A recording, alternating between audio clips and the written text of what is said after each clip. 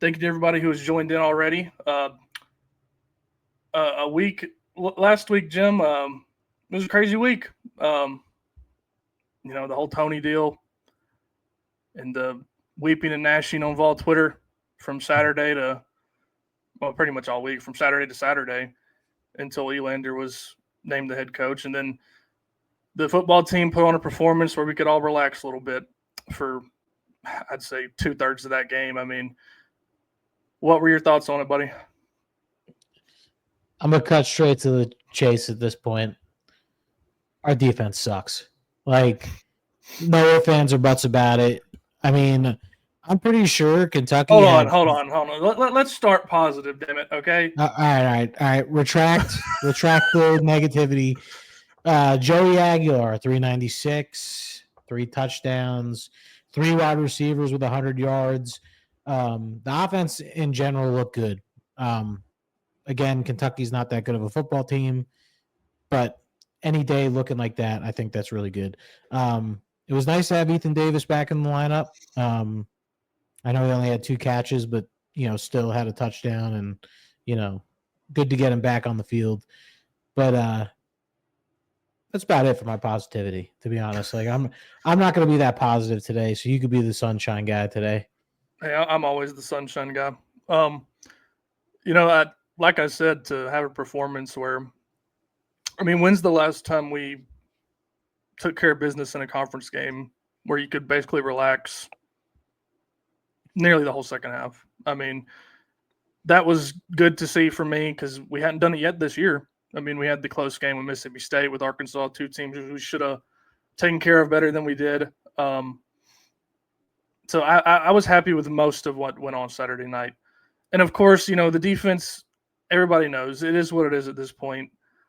But they still did their thing, They had 2 really good plays that, for all intents and purposes, ended the game. As soon as you got a 14-0, I don't think anybody thought we were going to lose. And then you have that play where we force 3 fumbles on the same damn play. Beautiful. And you go up 3 there. And then the second quarter, the thing about the first half, 2 of their touchdowns were big plays just due to, Boo Carter lets a guy beat him right off the jump and then jogs. We don't even have – if you want to talk about Boo Carter in a negative way, that's fine. But that, to me, is another it is what it is situation. Who else are we going to put on the field at this point? So – but to his credit, he had that on the fumble play I was talking about. He was the one who forced the last fumble, and he's going to be the punt returner. You just got to live with the bad until he decides to leave, which really looks like it's going to happen. And then same deal with Farouk. He bats the ball in the air, intercepts it, returns it, and then on their very next possession, he takes a horrid angle, and Law just runs down the sideline. So those 2 players, yin and yang, the whole defense, yin and yang, it is what it is. They wreaked enough havoc to give the offense the cushion, and the offense made it a laugher in the second half. And to the defense's credit, at a halftime, they get 2 stops, and then we go up 4 touchdowns instead of, just 2. So I think the defense did what it needed to do. And to me, this may sound dumb, but I really don't care what the defense does when we're up 4 touchdowns, as long as it takes a while, And they did better at that in the second half. At least it took them 5-6 minutes to score instead of 2 or 3 plays like it did in the second quarter, or in the first half. So I'm not saying they're good.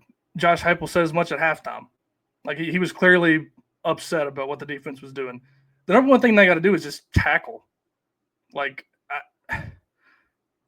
It seems, and again, another thing I'll say to the defense is there was a ton of freshmen on the field. You were out Arian Carter. And there's some positives to take away, too. Jaden Perlotti looked awesome. He graded out as one of the best defenders. Oh, yeah. But now you can be negative about the defense. Go ahead. All of this has to say, I don't know the exact stat, but I think Kentucky had 4 passing touchdowns all year. Yeah. And he had 5 today. Or Saturday, whatever. That's a problem. That is a problem. And that's not even like a like you can't blame the secondary on it, but I mean, we only sacked the quarterback once. Yeah, I mean they were doing a great job of getting the ball out fast for most of the game, but yeah, it's still not what you want to see. Now, and again, defense finds those stops. They get the stops when they need it. Like you said, the Farouk interception, got the ball rolling 14-0. But still, the defense has got to do something. Tackle drills, whatever you want to do. I don't think at this point in the season, I don't think it's going to change. I think like the Oklahoma game is going to be. We're lucky their offense isn't that great. They don't really have a run game. John Materia is a good quarterback, even though he struggled a little bit. He is a really good quarterback. So, I mean, Oklahoma's got a really good defense too. So Tennessee is going to have to be good on offense, limit the mistakes. Luckily, this is in Neyland Stadium, and it's going to be a very toxic road environment for John Mateer. But anyway, going back to this Kentucky game, I'm glad Star Thomas finally had a good game. It's so hard to get out there with 3 great running backs. So Deshaun Bishop, obviously 2 touchdowns, 48 yards. But Star Thomas, I mean, averaged 6.4 carry, had a touchdown. All 3 running backs had a touchdown in this game. So there's nothing to complain about offensively. I mean, the Biletnikoff winner is on this offense. And should be a Heisman front runner at this point as quarterback. So, like you said before we even recorded, Joey Aguilar is the real deal. If Max Gilbert hits that field goal, he's easily in the top 3 right now. 100%. Like you said, there's not much to complain about at all on offense. I think we had 11 possessions, 3 punts, 7 touchdowns, and then the last one we ran the clock out. I mean, you can't ask for much more than that. And nearly a perfect game from Joey. I've never seen like every downfield pass be completed. Like I cannot remember a time where that has happened in a Tennessee game. Like it was incredible that Kentucky obviously like, okay, we're going to stop the run. We'll take our chances with the deep ball. Surely they won't complete all of them. Well, we completed all of them. I mean, and it was incredible to watch. And all 3 of your top receivers get over 100. I mean, they did what they needed to do. And the more important thing, we said last week, I mean, we didn't really spend much time even talking about Kentucky last week because of the whole Tony deal and being mad about the Alabama game. But basically all we said was, if you go up there, don't turn the ball over, don't do stupid stuff, you're going to win by multiple scores. And that's what happened.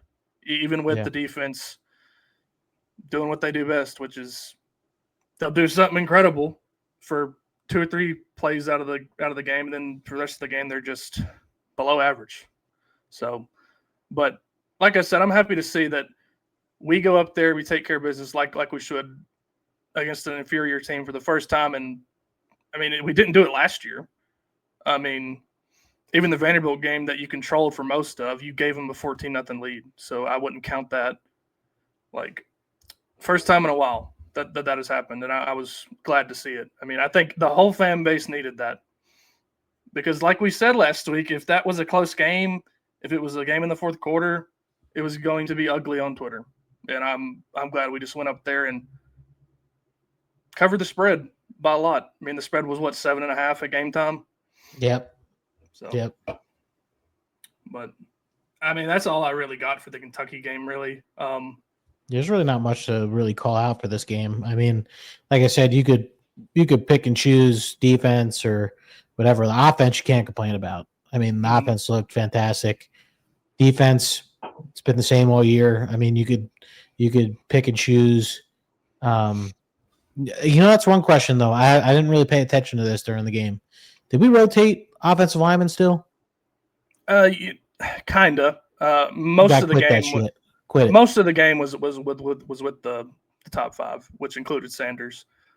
like it has for the last few games. So I think Satterwhite was in at center for the last drive, and maybe Sham was too. But I mean, I think it's good to have 7 guys that you're confident in, but I agree that you need to stick with that 5 for most of the game.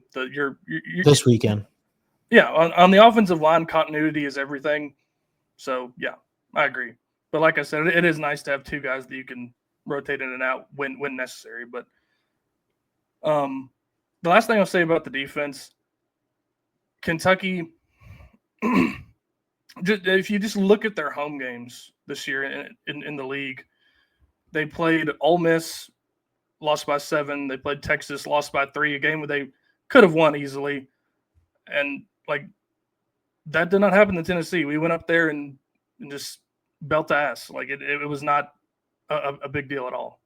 I mean, to go out and score in 4 plays and then get up 14-0 on that pick 6, like I said earlier, the game was over at that point. I mean, we did not struggle like other SEC teams have struggled up there this year. So it was good to see, and I think it bodes well for these last 4 games, the stretch run.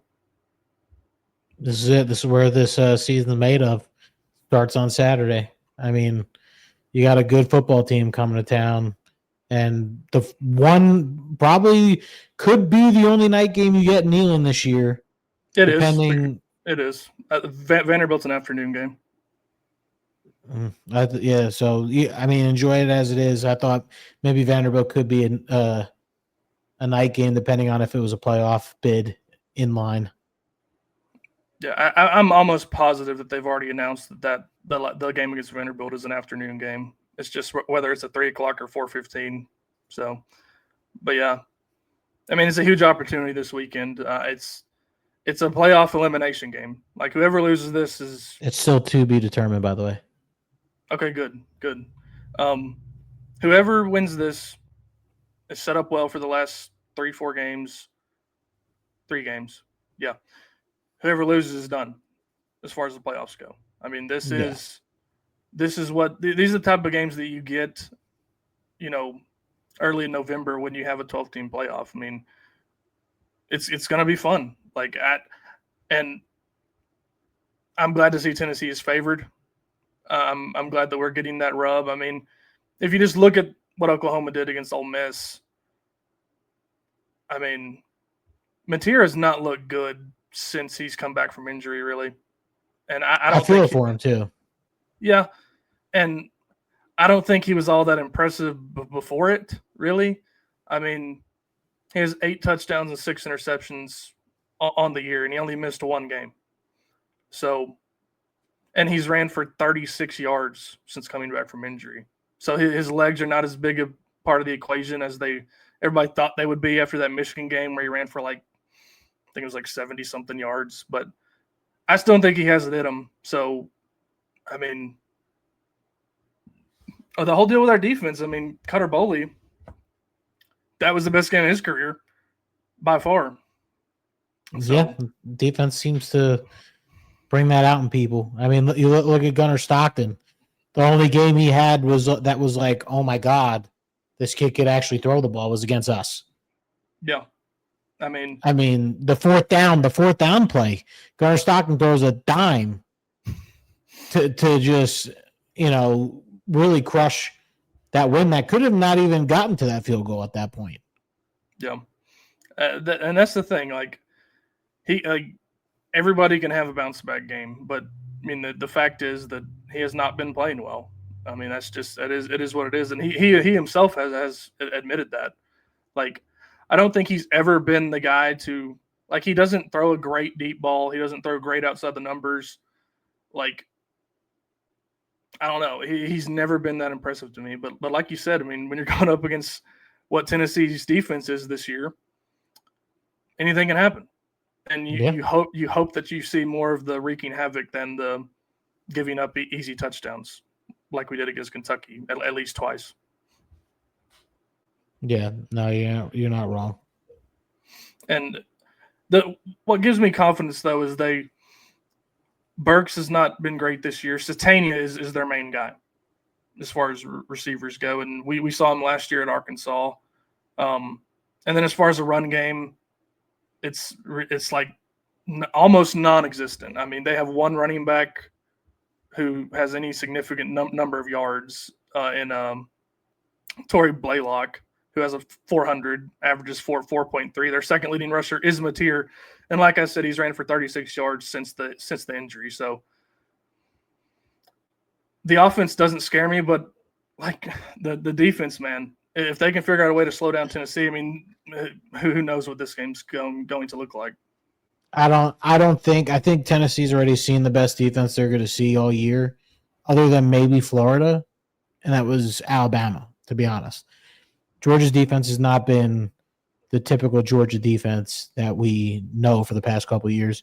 So, I mean, I'm trying to think about what number Tennessee has to get to in this game. I think if Tennessee scores over 34 points, they're going to win the game. I mean, I'm somewhere around there too as far as that question goes. I mean, Oklahoma has not scored over 27 since they've been in the league. But like we said, I mean, with this defense, anything can happen. So I do like the fact that a lot of Oklahoma fans are very annoyed with the offense. If you didn't know, Ben Arbuckle, their offensive coordinator, came from Washington State with Mateer, and seems like I was just skimming message boards today, Jim. Like they're not very confident in their offense at all.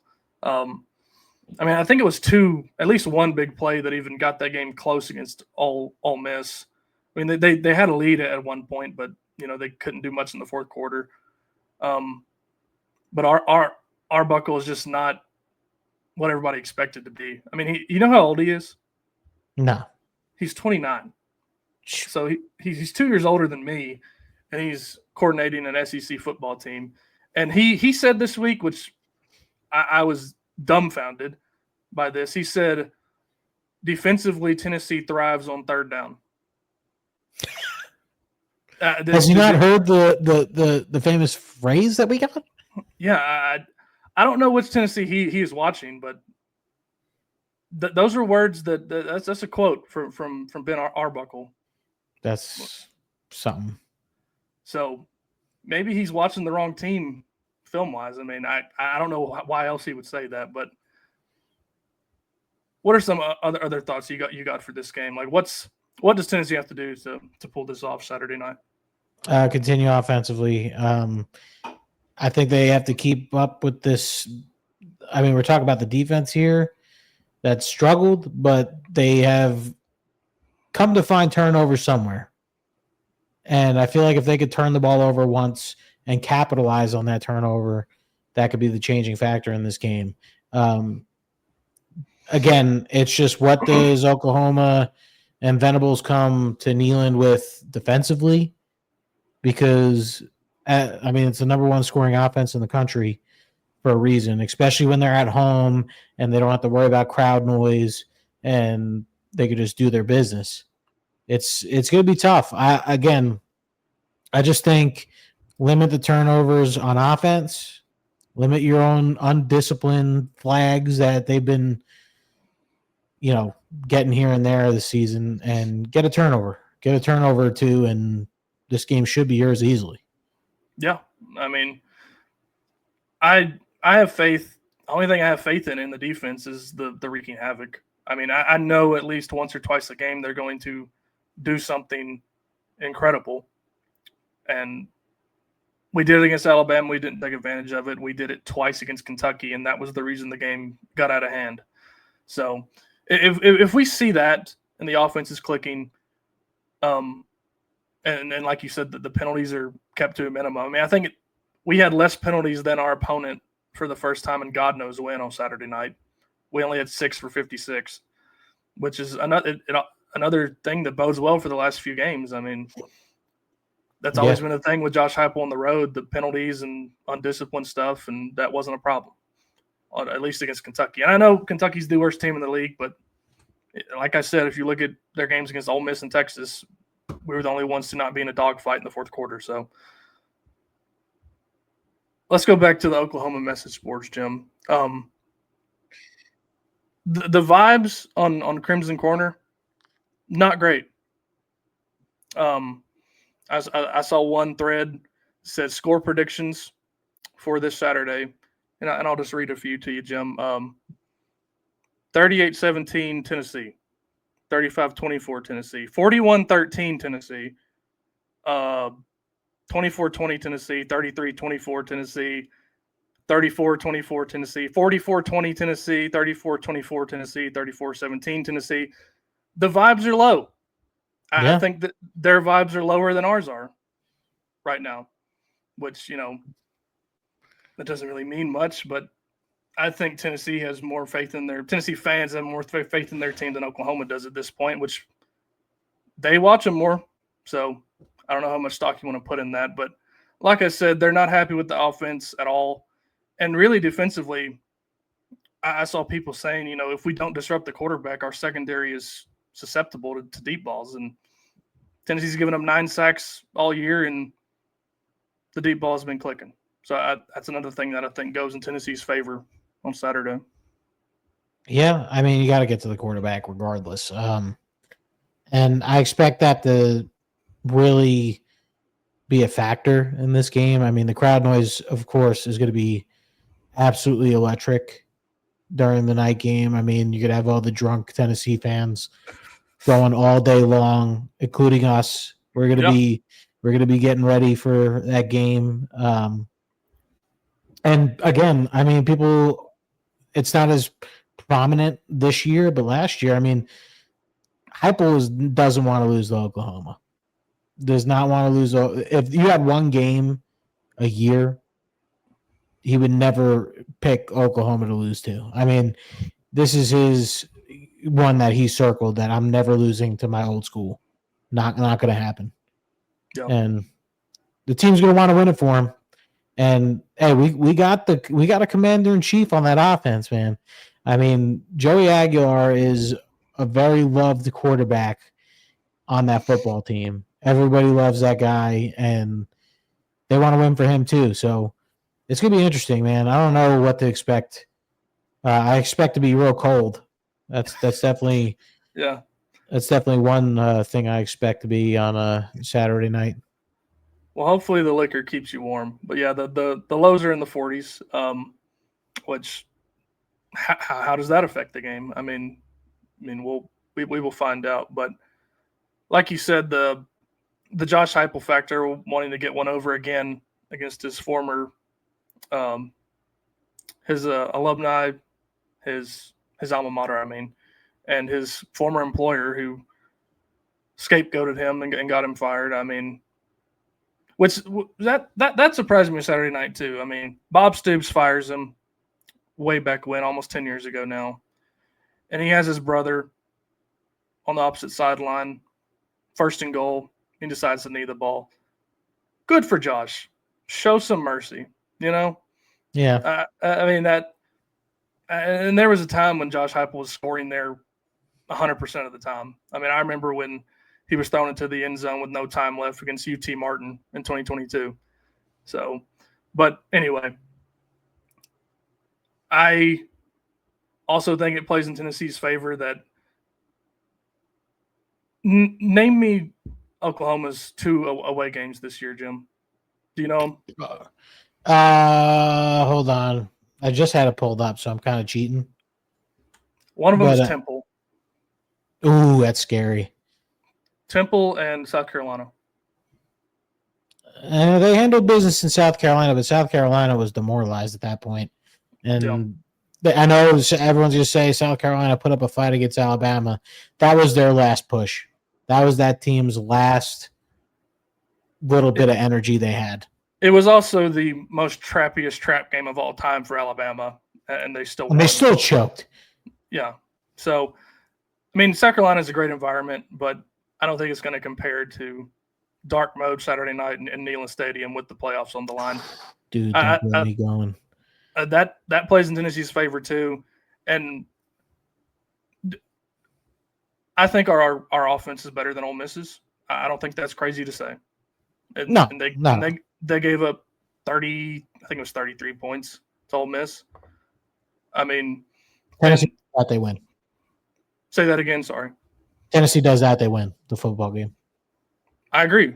I mean, I think if we have like a copy of the Arkansas game where we force 3 turnovers and set up short fields and disrupt them enough for long enough stretches of the game, I think it can go similarly to that. And hopefully we don't give up 14 points in the fourth quarter to make it, stressful. But yeah. I'm very confident in Tennessee in this spot. Let me just say something to these people going to this football game. Listen, Neyland's been a little bit depressive this year at a couple games. Ryan, can you agree? I mean, it hasn't been crazy. This game's got to be crazy. You want to make the playoffs, this is where you start, and this is how you get going. I mean, Tennessee obviously is a juggernaut at home. We all know that. Everyone knows that. But you got to, if you're going to this game, be crazy. Be up on your feet whenever we're on defense. You got to get loud all damn game long. Neyland loud all damn game long. Yeah, it needs to be borderline dangerous. Leave the kids at home. All those things. I 100% agree. Because I don't know. I'm not real in tune with who Washington State played last year on the road, but I doubt I'm going to look it up for you. I doubt it compares. And then you look at this year, like I mentioned earlier, Temple and South Carolina. I mean, it's in all likelihood the toughest spot that John Mateer will have played in a good long while, if not ever. So, yeah. So we'll say Washington at Washington. I mean, it's a pretty good one. That's probably the toughest that they played. Well, yeah, they won that game by 5. Let's see. Boise State, don't count that. And they got smoked. They got smoked by that team. San Diego State, New Mexico, Oregon State. Yeah. No. He hasn't seen this environment. The closest thing will be Washington. I mean, to be fair, if you've played at Washington State and you come to the SEC and Tennessee's on the schedule for a road game, I mean, it's like I said, it's in all likelihood the toughest environment you will have ever played in. One of the last thoughts I got, Jim, unless you have anything else, defensively, Oklahoma's going to want to, send crazy blitzes at you, try to confuse Joey, which the tempo has got to be turned up Saturday night. Because if you're going tempo, they can't get out of base defense. I mean, they can, but they'll be running all over the place and be out of position. So the tempo has to be up. And if the tempo's clicking, things are going well, we're hitting a few deep balls, I think offensively we can give a admittedly really good Oklahoma defense as much trouble as they've been given all year. So, oh, yeah, for sure. But yeah. Any more thoughts on the Oklahoma game before we close with some thoughts on the other things going around in Knoxville? No, I'm going to just put a little tidbit out. So Husky Stadium averages 70,000. So you're getting 30,000 extra at this game, which is everyone's going to say, oh, that's not that bad. That's a lot of people. And it's also an enclosed stadium, and Washington is not. So 100%. All good points. Where do you want to go next, Jim? Basketball exhibition or baseball? Let's talk baseball. I mean, baseball is going to be, a lovey-dovey thing. I mean, who's not happy about this this head coach that we got? So Danny White did the right thing, and that's all that matters because he just saved all the recruits that we had. And I said that from the get-go when we were talking about it earlier, Ryan, a lot of people didn't know that Elander's a big factor with recruiting. I mean, big. Probably I'd say 75% of the recruiting was all Josh Elander when it came to, even when Tony was here. I mean, that might be a little high, but I mean, it's the point remains, he was a huge part of it. And Yeah. there was no reason to uproot the culture, bring in a new staff, do all those things when literally everybody who knew Tennessee baseball wanted Josh Leonard to be promoted. And it gave me confidence on Wednesday in that press conference, the day that Tony made it official he was going to San Francisco, that Danny said he's about to go talk to the team. And I 100% guarantee you the team or the leaders on the team, whoever, told him, you need to hire Josh Elander, or there will be your recruiting ranking will go down, and some of us might leave as soon as the opportunity makes sense for us. And I don't know if they said those exact words, but I guarantee you they vouched for Josh Elander, just like everybody was. Like I said last week, I was defending Danny last week just because the whole circumstance, the whole novelty of it all, the first college coach to make that move, the first MLB team to want to do that. And then I said, if he did not go with Elander, I would have criticism for him. I mean, like I said, there's no reason to uproot everything that you've built. So it was the right move. Beautiful video, by the way, from the media team of him getting it introduced. Beautiful family. Great statement from him. He deserves it because he's been here since the beginning and he's worked his ass off. And I'm glad he's getting the opportunity.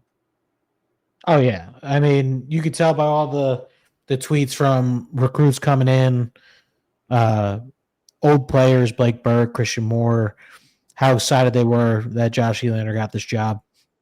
The best hitting coach in the country. There's nothing really, you can't complain about this. I mean, this is what everyone wanted from the get-go. Yeah. And I feel like everyone knew that it was coming. I mean, Danny White would have had his head on a platter. If he didn't do this, it would have been such a bad spot for him, especially with everything going on with football and all that stuff. So yeah. I mean, it made sense to me to want to have a somewhat of a search, just to see the interest in it. And I'm sure there was great interest showed by a lot of people. I mean, he interviewed the Coastal's coach, who would have been a fine hire. And I'm sure he would have done well here. But like I said, the best opportunity to keep this rolling the way it has was Josh Elander. So he absolutely did the right thing. So any more thoughts on that? No, just expect the baseball team to not skip a beat. I really don't think this is going to be that big of a deal in the long run. And I'm talking about this season specifically. This team's going to be really special this year, so let's really enjoy it. Yeah. I mean, they're going to be super talented, just like always. So it'll be another fun baseball season. Basketball, we got our first real look at the team Sunday evening in Thompson Bowling against Duke, who they're ranked 6, but we were talking about it, Jim. They look like a top 3, at least top 5 team to me. But the first half was really good. A lot of good things happened in that first half. I mean, Dwayne Brown looked awesome. Yeah, he did.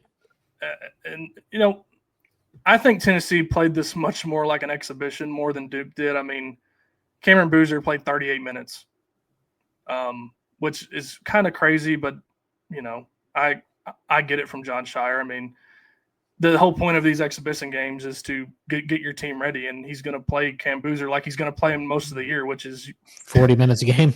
Yeah. I mean, I don't blame him because he's a stud, but a lot of new pieces, and it was evident. The only returners were front court guys, so Gillespie, brand new, Amari Abram, brand new, Ethan Berg, brand new, Bishop Oswald, brand new. Yeah, I mean, Jalen Carey. I mean, tons of new pieces, and they ended up losing by 7 for those who didn't see it. But what were your thoughts on it, Jim? Nate Ament's going to be a stud. I mean, he's going to be very good basketball player at Tennessee, and you're probably going to see the best backcourt that Tennessee's had in a while, to me, between Nate Ament and Gillespie. Gillespie went 5 for 21 from the field and 3 for 13 from 3 and had 19 points. Yeah, I mean, That's crazy. His shot wasn't falling, but he was getting to the line enough to still put up that much. And I meant inefficient, however many points, I think it was 10. But I don't know if we'll see a much worse shooting performance from him. I mean, if you remember the exhibition game last year in Thompson Building against Indiana, Chaz Lanier went like 2 of 13.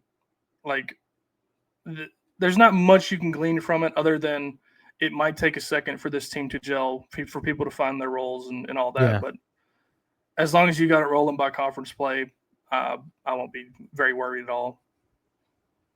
Well, yeah, it's the same thing with Nate Ament. I mean, dude went 5 for 19, over 5 from 3. I mean, if his shots fall, this kid's going to be a double-double machine.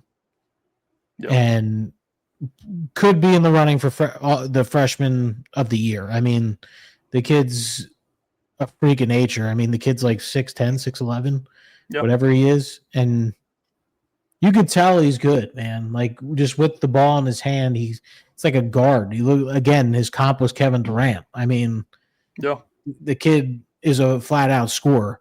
So I'm happy with what I saw from Dwayne Brown, because you're going to need a guy like that if a guy gets into foul trouble. And we have a ton of front court. Yeah, we do. Options. I mean, JP hitting a 3 too. Come on now. Felix hitting a 3. Yeah. Yeah. Oh, yeah, in the corner, right?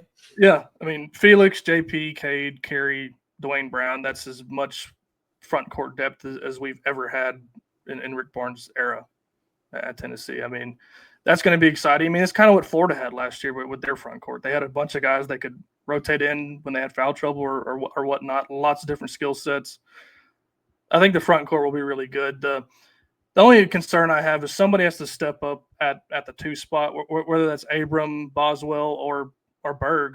And Berg might really be the backup point guard, just based on what we saw in the exhibition. Yeah. So somebody's going to have to step up at the 2 spot, but that's really my only concern. Now, was Amari Evans hurt? I'm not 100% sure. I have to look that up. But because I expected him to be Amari Evans. Let's see.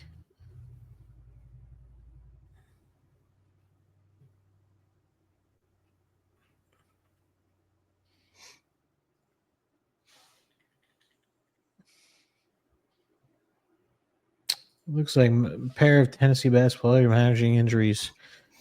Yeah, it looks like he lower body injury. Still not quite 100%. And this was on September 23rd. So I'm assuming. We just got a question too in the comments, Ryan. So Hood, he left early in that Kentucky game. Hopefully, it's just precautionary. I mean, Heupel did his thing where he said, "Just wait for the injury pissed report." me off.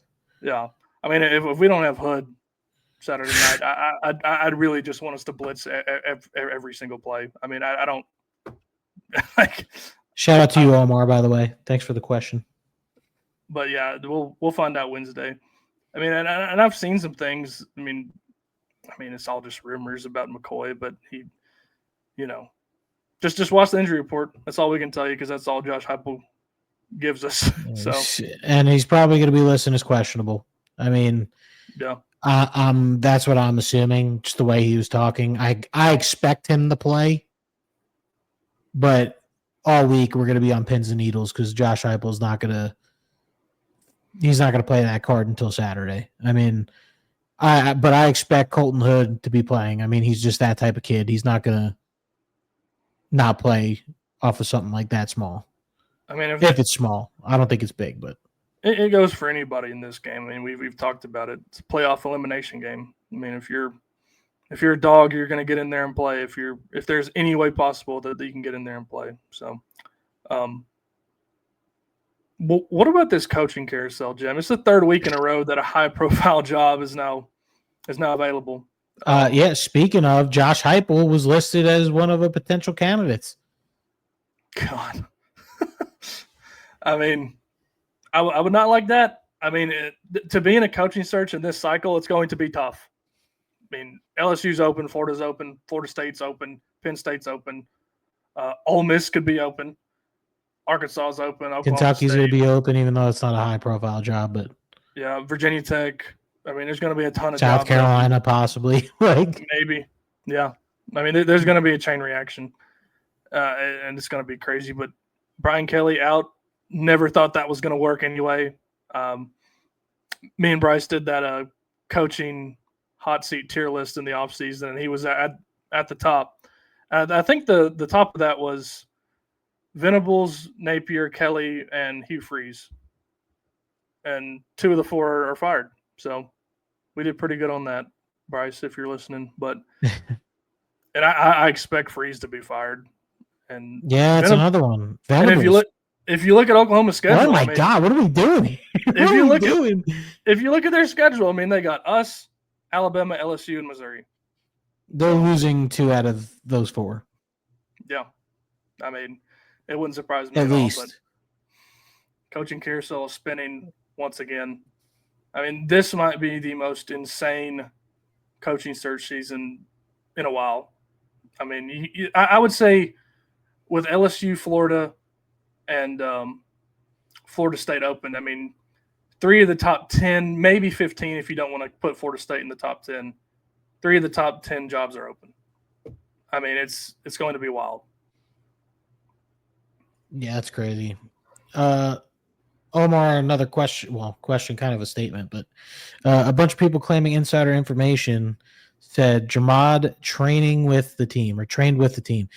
I just think that's a bunch of bull crap. That's kind of what I was referencing earlier, Jim. Just the rumors going around. But now, Jamal McCoy is not playing this week. I just don't. You would have had a lot more buzz.